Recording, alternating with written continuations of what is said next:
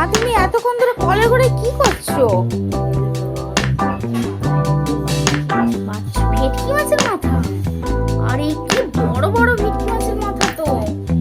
ঠিক আছে, আজকে চলো দেখ কিভাবে মা ভেটকি মাছের মাথা রান্না করে, তোমরাও দেখতে থাকো।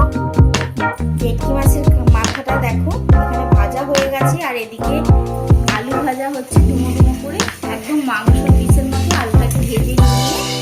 আর এদিকে এখানে লাগছে টমেটো কুচানো, আর লাগছে এখানে এই যে পেঁয়াজ কুচি, পেঁয়াজটা একটু বাটা, এখানে রসুন বাটা, আদা বাটা।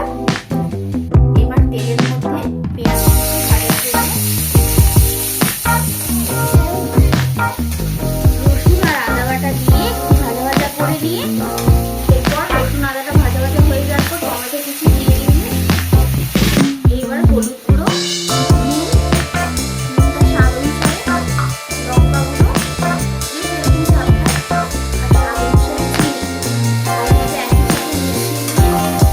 মশলাটা হয়ে জল দেওয়া হয়ে যাওয়ার পর মাছের মাথাগুলো দিয়ে দেওয়া হচ্ছে, গরম মশলা দিয়ে